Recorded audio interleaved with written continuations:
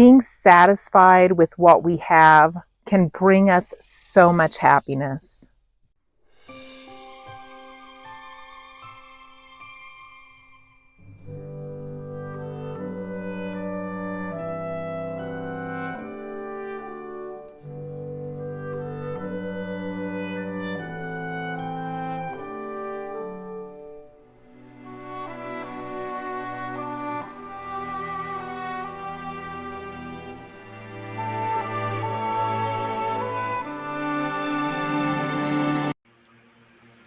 I'm making some gluten-free wraps today, and I learned this from the Frugal Queen of France, and I will link her video on them in the description box.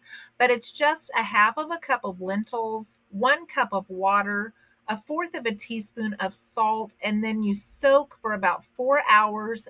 Put it in a blender until it's smooth, and then cook in a lightly greased pan for about 30 seconds to a minute on both sides. My husband is gluten-free, and he says these are very good, and the purchased kind are so expensive. I'm getting our sun tea started because it's supposed to be 106 today. Simple living. I love it so much. As well as having hobbies that are just fun. My cucumbers are going wild. And my Swiss chard has finally decided to get with the program. Hello, everyone. I'm Bonita from Pennies to Dollars, and thank you for joining me today. This channel is about frugal living, cutting expenses, living your best life on less. And those of you that join me each week on Monday, Wednesday, and Friday know that I love simple living. I live in the country in Kansas, and I really enjoy it here. Now, I'm going to talk today about quality of life and what that means to each of us. It's funny, over all of the years that people have perplexed over what is a good quality of life, it has never really changed. As a nursing home administrator, we talked about the quality of life every single day. It was one of our phrases that went into everything that we planned and did for our residents. But whether or not you live in a nursing home or you live on your own, those concepts don't change. So we're going to talk today about what those are. So, quality of life usually has some type of purpose to it. All of us like to feel like we have a purpose, and we like to feel like the work that we do is productive and useful no matter what we're doing. And I just showed you some of the work that I do to make my life meaningful at home. I'm making the sun tea, I'm growing plants, I'm making things from scratch, and I love that. And that gives me a purpose, and it's also something I really enjoy.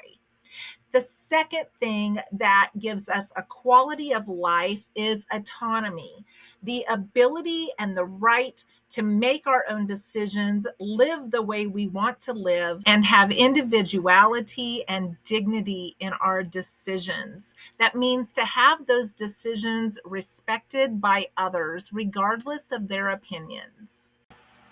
The third concept is to have a connectedness to others, to have relationships, and to have those relationships be important in our lives. Those social relationships are so important because they give us a sense of belonging and emotional well-being. So keeping relationships active, even if we are somewhat isolated like I am, are so important. And that's why I really am happy that I'm able to text my children. I'm able to send out that text, and then when they have the time to respond, I know they will. But I'm able to constantly have that contact with them without interrupting their day, or by spending that old fashioned time getting in the car, going there and seeing them. It keeps our conversations going, and it keeps that connection intact. Our health and our environment is also very important, and it can play into our satisfaction with our lives. Now, today it's 101 right now as we speak, but it's only 80 in the house. 80 may be too hot for some people, but my husband and I always laugh that if it is like below 78, I get cold. So I'm perfectly comfortable with 80 degrees. And I grew up without air conditioning. In fact, my dad would always tell me if you think it's hot, go outside and come back in again, and you'll see how cool it is in the house. And that is so true even here. If you feel like it's hot, go outside and come back in, and it is comfortable for me. But everyone wouldn't want an 80-degree house, and that's okay.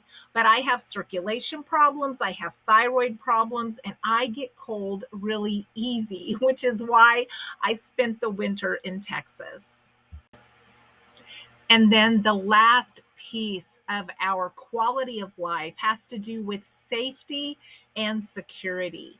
That can come in the way of having savings, having investments, having CDs, having a roof over our heads. All of those things can make us feel safe, living in a safe community or a safe area.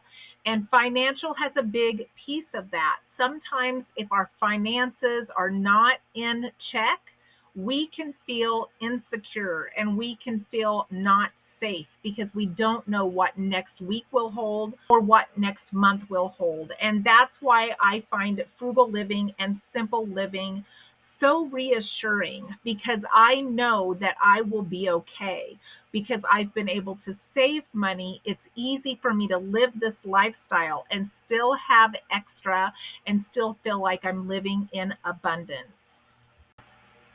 In all of these areas, we set our own levels on success and failures. Ours may not look like other people's, but that's okay. As long as we are comfortable with our environment, with our health, with our safety and security, with our relationships, all of those things go into giving us a very solid quality of life that meets our needs. So I hope that you can sit down today and maybe look at those areas and say, am I satisfied in those areas? Do I need to make any changes that would make me happier on a day to day basis? And where am I falling short, if I'm falling short at all? Or am I content? Am I pleased with the way my life is going? And am I satisfied? Doing what is needed to provide comfort in all of those areas is more important than doing what is expected of us by others.